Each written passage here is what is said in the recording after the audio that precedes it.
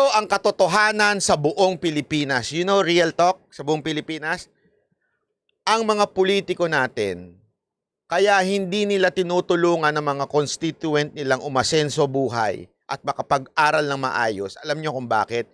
They want their constituent to be dependent on them. Because of ito mga ganitong sitwasyon. Bakit? Para lagi niyong iboboto. Kasi kung ang talagang pag-unlad ng isang local government ay dahil maayos at inayos ang lahat ng sistema, kahit magpalit-palit pa ng mayor, magpapatuloy yan. Eh ang problema, ginawa ng mga mayor na maging patay gutom kayo at nakadepende lamang sa kanila para sa botohan. Lagi nyo silang iboboto. Hindi lang yan sa Makati it's in the entire Philippines. Ayaw na mga politiko na magkapera at umasenso ang buhay ng mga Pilipino para dependent sila sa mga politiko. Yan ang totoo at katotohanan, real talk yan. Yan ang katotohanan sa Pilipinas. Gusto nila patay gutom mga Pilipino para pag binigyan ng 500, iboboto sila. Pag binigyan ng bag na mayroong mukha nila, iboboto sila. Ngayon lumalabas di ba? Ngayon lumalabas Tama yan, kaya galit si Rizal sa mga taong mangmang. Kaya nga ang sabi, di ba? Ang pag-asa ng bayan ay kabataan. Mali! Ang pag-asa ng bayan ay ang mga kabataang nakapag-aral. Yun ang totoo. Tandaan nyo, ginawa yan even. I hate to say this, but this is true. Sorry pero tamaan na yung mga tatamaan. Pasensya na, pero totoo. Ginawa yan ng simbahan sa mga tao. Nagagalit sila noon pag ang tao, ang Biblia ay translate sa sariling lengguwahe ng mga tao. Because they want only the priest will interpret the Bible. Bakit? Para kung ano yung utos nila, yun ang susundin ng mga tao.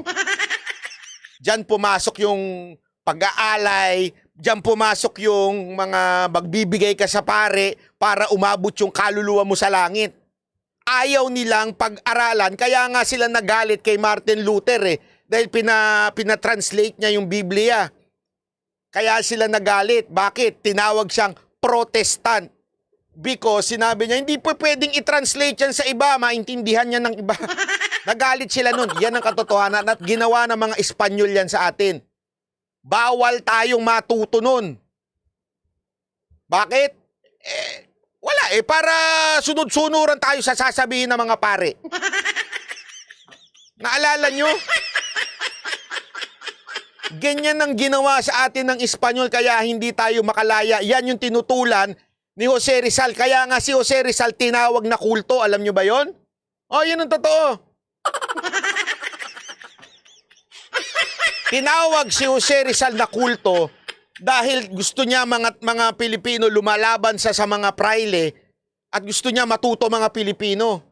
Kaya tinawag siyang kulto, naglabasan yung kung ano-anong padawag sa kanya. Hanggang ayun, binaril siya. Sino bumaril sa kanya? Alam mo, sabi nga history repeat itself. Alam niyo ba, ganyan din ang ginawa kay Kristo noon? Kasi nagagalit sila. Bakit? Ano to? Sino to? Bagong kaaralan? Hindi. Kami lang mga Pariseyo ang pwedeng magturo ng Old Testament. Kami lang mga Pariseyo.